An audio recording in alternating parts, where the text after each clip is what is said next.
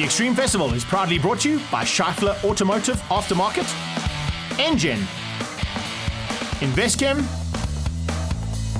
and Midas.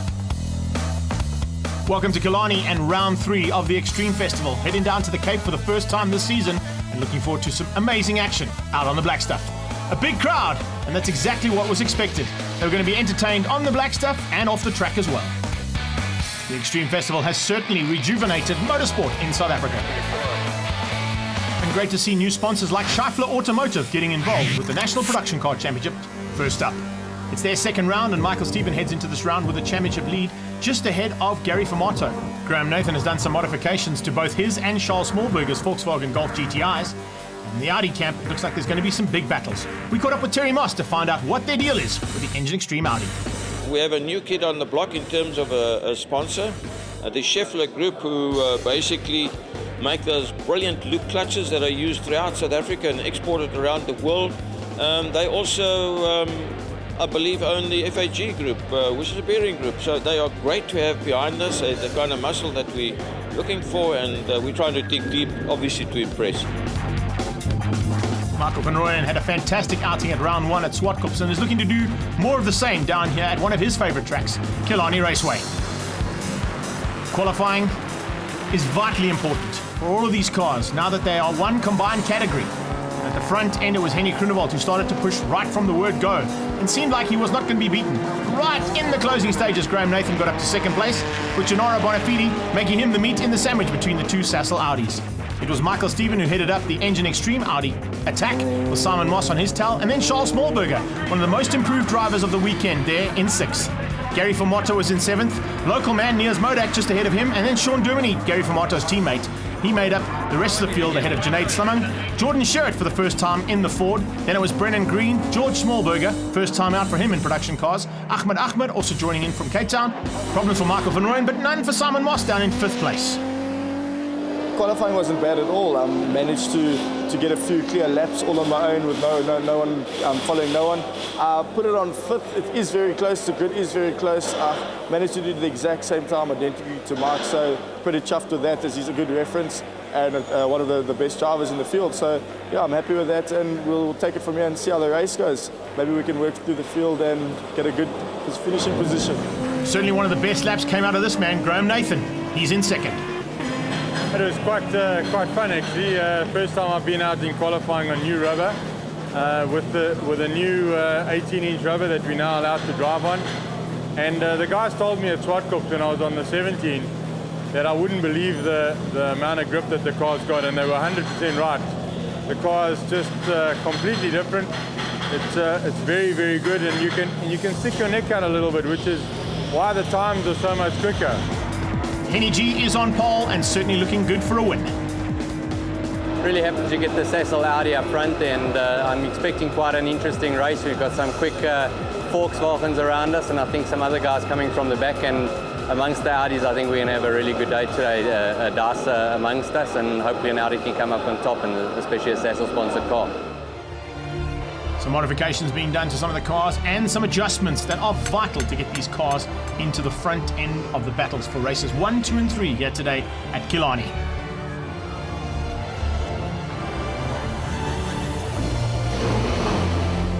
Start your engines and let's go racing.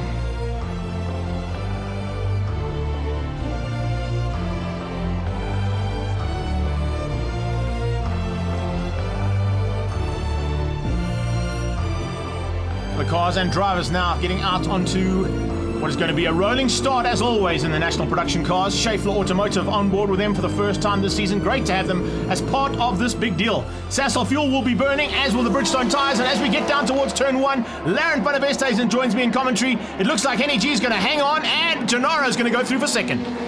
Wow, cars screaming down the main straight as they get underway in this first race. We're on board with Graham Nathan, just showing you how tight it is, and almost sounding like 2 strokes as they went down that main straight. These cars have got plenty of horses. Simon Moss hassling Graham Nathan as they get into engine corner itself, turn 2, and it looks like he's been demoted ever so slightly. No, Nathan's still side by side with Moss.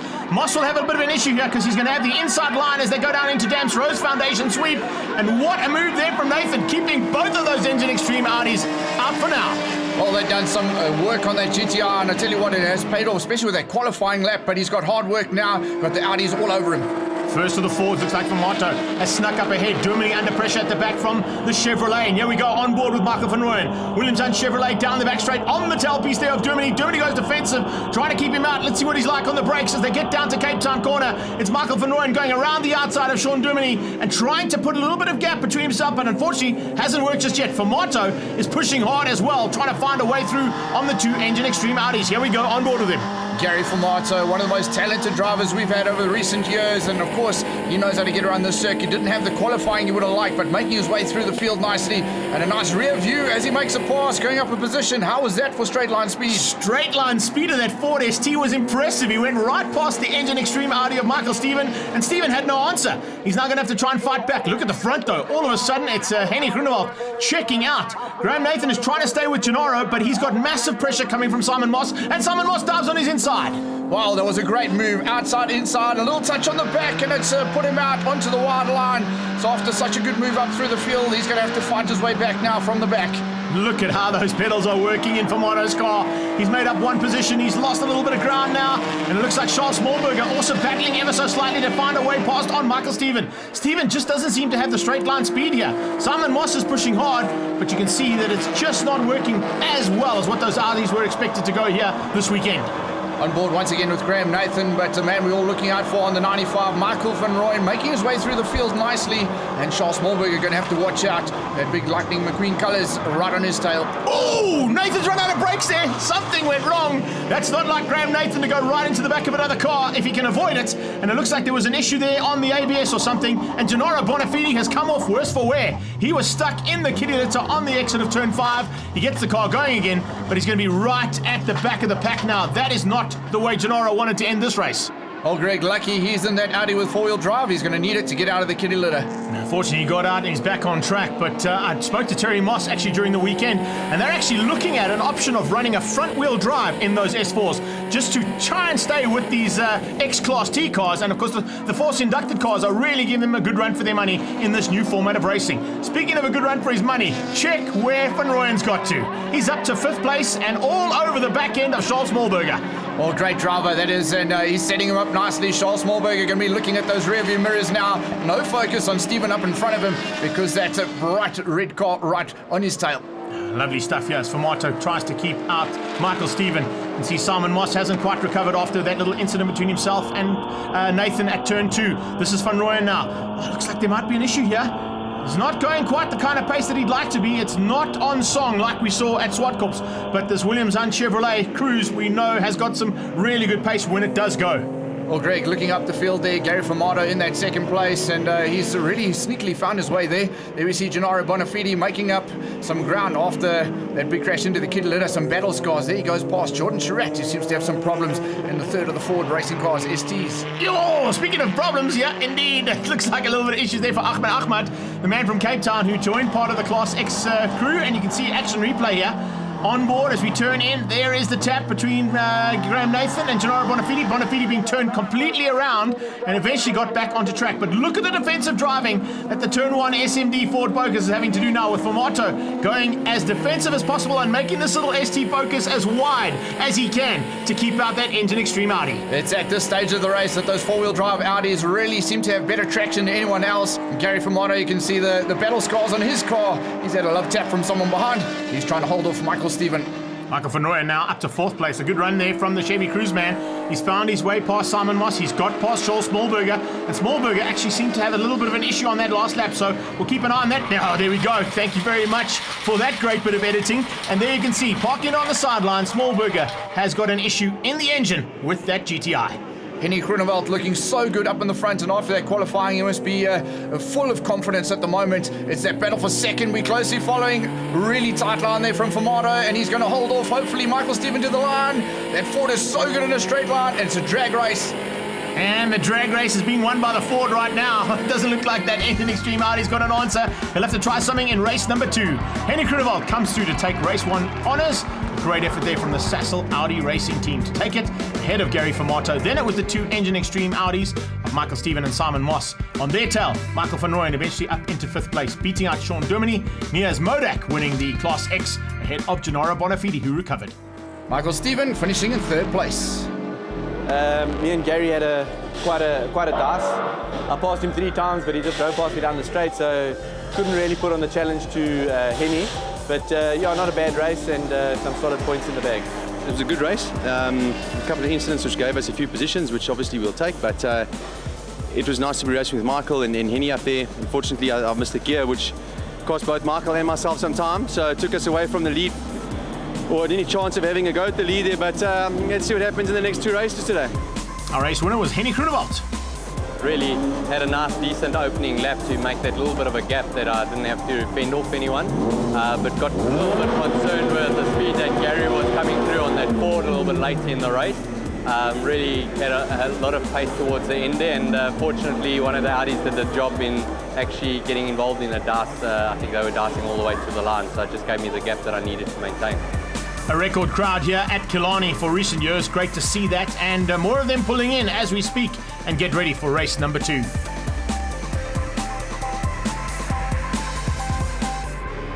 Here we go, on board with Sean Duminy as we go to the inverted grid after the results of race 1. So he's right up towards the front. He's going to try and capitalise, and what a great start. Those Fords are really quick, but late on the brakes on the outside. Is that Gennaro Bonafide? It is indeed. He's been forced wide by Duminy. On his inside looks like that's Simon Moss, I would have to say, and put money on it. Look out for those red wing mirrors. They're very dangerous. Michael van Rooyen with a much better start now up into 4th place, but he's also being hassled at the moment by Stephen around the outside. So the battle of the Michaels continues again, like we saw at Swartkops. And whoa, Smallberger running a little bit wide. No, that's Nathan. Nathan running wide. So issues there for Graham Nathan as they came out of engine corner down to Rose Foundation sweep now.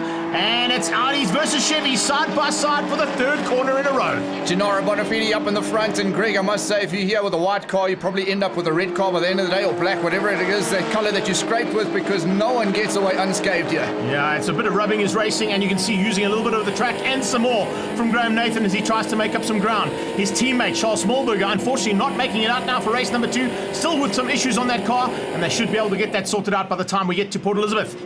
Well, a big fire has started just away from the track, and now smoke blowing across a couple of the turns. We have to ask the question, is this going to affect the vision? But these guys don't need to see too much, just exactly the car in front of them, and hopefully make a pass. Gary Formato can keep up the kind of pace he had in race number 1. I don't think Michael Stephen that we're on board with here is going to have an answer. You can see him looking in the rearview mirrors all the time, making sure that no one is going to try something special up the inside.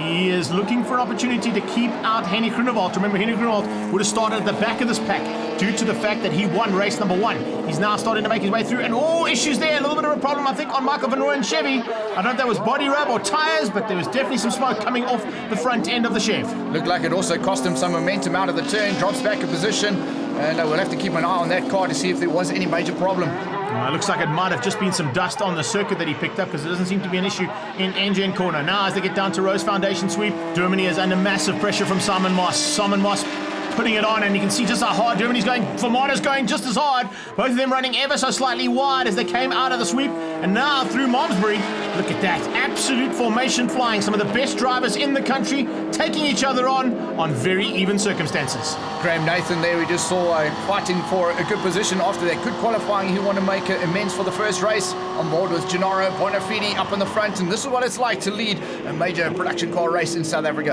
And that's exactly what Gennaro is trying to do as well. Trying to make amends for race number 1 and that incident between himself and Nathan. The 2 Fords now, formation flying from them as we see Formato's got up to 3rd. Duminy will probably give him an opportunity to sneak through if there is one. Michael van Rooyen unfortunately being demoted to the back of the pack, but he's not giving up yet. He goes side by side with Henny Groenewald and might even use Michael Stephen's slipstream to get up on the inside of him. Look at this, incredible stuff from the onboard. Very late braking into KFM corner. I can't believe how late those guys braked.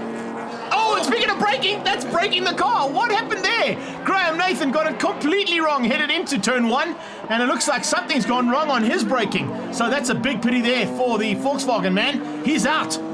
Letting it all hang out in this production car race, and Michael van Rooyen there, he had such a good line on the main straight, he just ran out of space and had to tuck back in for the same position. This is what it's like on board with Gary Fumato, showing how he's working the pedals. Heeling toe, that's what it's all about. Heel and toe, and it's getting it perfectly done to stay ahead now of Germany. Germany will play the tail gunner role. This is a bit further back in Class X. Ahmed fighting it out, and look at Mias Modak absolutely sideways. Jordan Sherritt looking to get some more points in this championship. He's the only driver who actually made it down here from the original round, so he'll be getting some big points in this championship. But Modak and Ahmed are going at it absolutely hammer and tongs. We saw a four-wheel drift there, Michael van Rooyen showing how late he is on the brakes. They've got some good straight line speed. He knows he needs to hang it out in the turns though if he wants to stay ahead of the Audis. Germany looks in the rearview mirror. He'll be looking to make sure that none of those Audis are anywhere near him. He's keeping it all clear for the Fords for a 2 and 3 here, and possibly with a couple of extra laps to go here. May even catch Gennaro Bonafide, but I think the reason why Bonafide's got away so easily and so far is because of the in-house fighting that happened between the Fords, the Audis, and that Chevy. There you can see all the smoke, Greg, and still Michael van Rooyen making that smoke as he goes through the turn. I think you said it a little earlier, some body rub going on there, and there's all that car squirming all over the place coming into the turn. Maybe they made some suspension adjustments that's causing that smoke out of the rear tyres. Look at Michael Stephen hassling Henny Groenewald. He wants by, and he wants by badly. He can't find it just yet. Simon Moss is doing a great job to try and keep Henny Groenewald at bay and maybe give his teammate a chance of pouncing, but it's also getting in the way ever so slightly because it looks like both Henny Groenewald and Michael Stephen are slightly quicker than Simon Moss is. Oh, looking backwards now at Gary Fumato, he has made the pass on Sean Duminy, so up into second place. It's a long way up the track though before he finds Gennaro Bonafide, and I think he's running out of time. Here's Bonafide. Here come the Fords onto the brakes down into Cape Town corner. Late braking and defensive driving coming out of Germany. Look at Michael van Rooyen though. Donder van Rooyen, as we like to call him, as opposed to Lightning McQueen, looking to come to the checkered flag and maybe spoil the day. Look at these three Audis side by side, and a little bit of rubbing there between Henny Groenewald. He's got on the inside. His teammate has gone on to take the victory. I wonder if he's going to win out the battle with the rest of the Audis in the background. Check it out as the two Fords come through ahead of Michael van Rooyen, and yes, in the background, just beating out Michael Stephen, Henny Groenewald files in behind Simon Moss. Absolutely incredible stuff. Greg, what a race, and this is what the 7,000 large crowd came to witness here. Production car racing at its very best. And we have to round out exactly how the results went. Gennaro Bonafide ahead of Gary Fumato, Sean Duminy in the second of the Fords, Michael van Rooyen, good drive there in fourth place, and Simon Moss rounds out the top 5. Yeah, well, it was a good race. Got off the start, managed to get into third, and from there on I was behind Sean, and tried to get ahead of him, but I couldn't. The problem is there's such a difference in the straight line speed. I get to him under braking, thrash him, get onto the rear bumper, I can't get around the corners. They hold me back a little, and then by the time we exit the corner, there's a short straight, then they're gone again. A nice run from both Fords, but Sean Duminy eventually getting third. So we got through turn one, Gennaro got away, and I managed to stay in second for most of the race until Gary got me, and he passed me down the main straight, but we finished second and third, and that's where we wanted. I'm very happy with the race. The car was great, and that was a big difference from race one. I'm very happy. A massive difference for Bonafide as well, as he went from 0 to hero. I got to head off to turn 2, and I thought to myself, you know what, just qualifying lap after qualifying lap, and especially after race 1, you know, I think we needed a little boost, and a good victory there, you know, there helps us a lot. So the Audi Sassel Racing team guys did a great job after race 1 to repair the damage that happened at the bottom there. So, you know, we're super happy to take a victory. Race 3 is going to be tough. We didn't get a good lap in race 1 because of the incident. So we'll see what we can do, but I'm super stoked to get a victory, and it's nice to be on the front again. Race number 3, it's the fastest lap from race 1 that dictates where you're going to be for the grid. You can see Graham Nathan's team, Nathan's Motorsport, working frantically to get that car back on track.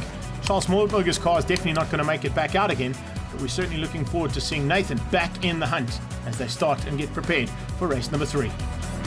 Fire has continued to rage in Quarry, and unfortunately that is going to be a little bit of a problem as we go across the line. It is Fumato who was quickest in race number 1, so he will dictate the pace down towards turn 1. His teammate Sean Duminy, we're on board with him, and Nathan goes side by side with one of the Audis, looks like Michael Stephen, into turn 1.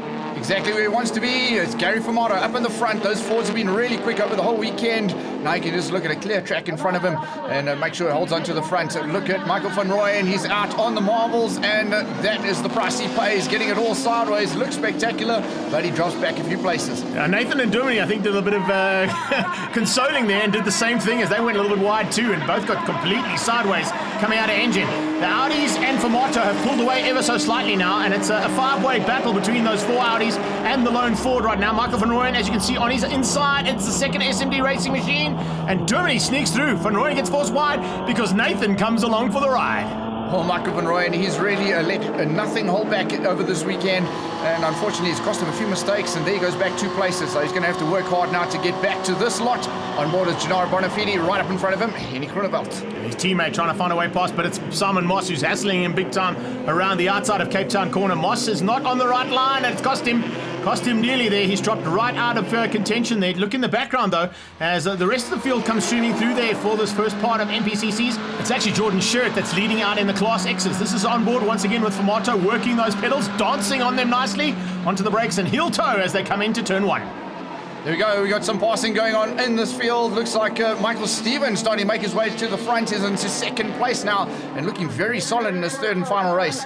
Michael Stevens, remember, is fighting for championship honours with the man who leads out right now, and that's exactly where he needs to be if he wants to maintain the championship lead heading into the 3rd round, his home circuit round down at Aldo Scribanti. So it looks like it's going to be a battle royal between those 2 cars, and that of course is not only for the honours here in race number 3, but honours in the overall championship as well. And Steven has hit the front for the first time, and look at that! Groenewald goes on his inside and goes with him.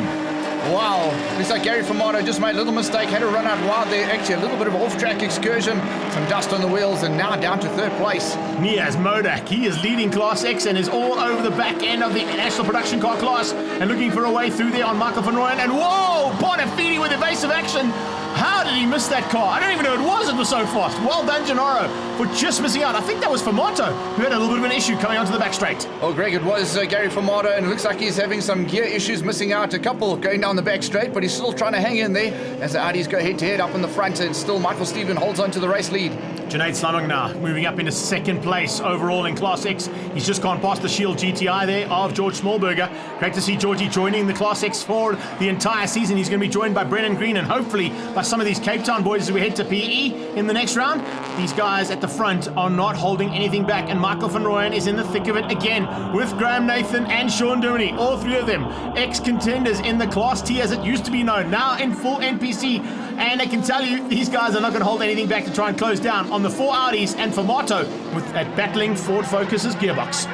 Well, I tell you what most people don't realise is that Graham Nathan has come back onto the track after that big crash, and it's always suspect whether the car is in tip-top shape.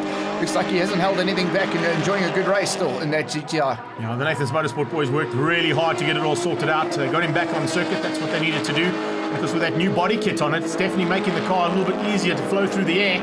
Niaz Modak, though, is still on the back end of Van Rooyen, and Van Rooyen trying to find a way past, keeping his eyes on the rearview mirror for that big, powerful BMW. But on the outside now, I don't know if you're going to find a way around the outside of Graham Nathan, unless, wow, late braking like that happens, and he's run and he's gone ahead. Can you believe that? He goes side by side with Germany now. Graham Nathan wouldn't have seen that coming. They're going to go 3 abreast. 3 by 3. Chevrolet. Oh, Sean Germany. Take that from Michael Van Rooyen. I think they might have a chat about that little maneuver. Sure. Donder Van Rooyen giving him a big donder there. That's for sure. Great driving. It was just a matter of urgency. He knew how to get past because the guys in the front are checking out. There's battles going on up in the front as well. Michael Stevens holding on for dear life. Ahead of Henny Groenewald and Gennaro Bonafide. I tell you what, this is going to be an exciting finish to this 3rd and final heat. Yeah, it's amazing stuff. Ahmed fighting it out with Jordan Sherritt and with Junaid Slamang, the 2 BMWs and the 3rd of those Ford Focuses. Now we go back into the mid-pack here, and this, of course, is what we've been watching all the time. Modak looking for a way through on Nathan. Nathan has been demoted and actually ran a little wide after that big little tap from Mr. Van Rooyen here. I think Germany might be coming to get a bit of retribution, I think. Greg, he has the place to do it, down the back straight, and Sean Downey will be looking to try and get up on his inside, but Michael Van Rooyen, we know, is late on the brakes as we go back to our front runners, and Michael Stevens doing a great job of just hugging that inside. He's got to do it, though. Yeah, he's keeping the 2 Sassel Audis at bay for now. Oh, that's Nathan who's run wide at Cape Town corner.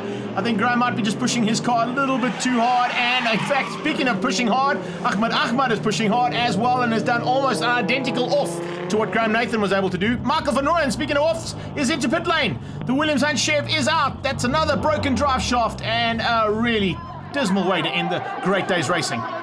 Well, still Michael Stevens holds onto the front, and the 2 Sassel Audis right behind him. They side by side, bringing along Simon Moss as well, and Gary Formato still looking for gears, but doing a good job of sticking around with Simon Moss and the Audi. Incredible stuff considering he's got a gearbox issue.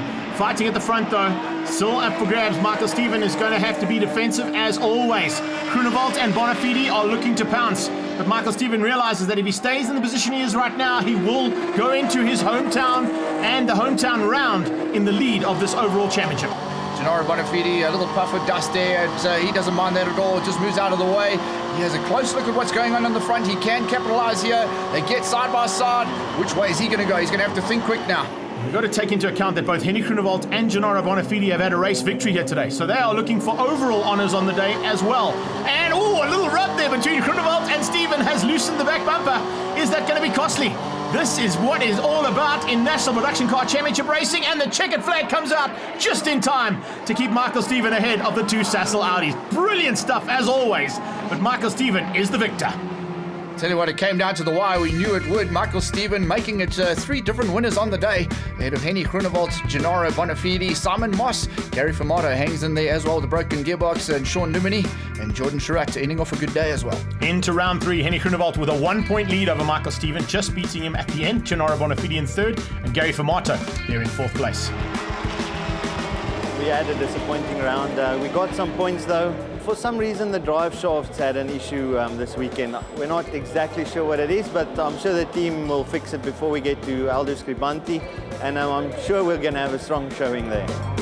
Championship leader now, Henny Groenewald. Really good dicing. I think that was fair all day through. Unfortunately, that second position, we thought we had a real go there to get the win, and Michael drove a superb race, a lot of defensive driving. Obviously they're keeping us back there to the line. It was really close, but pretty happy that we could have a good day for Sassel. Heading to his home circuit now, Michael Stephen will look to retake the lead of the championship. Pace and racecraft are 2 different things. I managed to get past Henny into turn 1. Having started 3rd, I was up the inside. And Gary, unfortunately for him, missed a gear, I think on lap 3, and I managed to slip past, and from there I could defend till the end.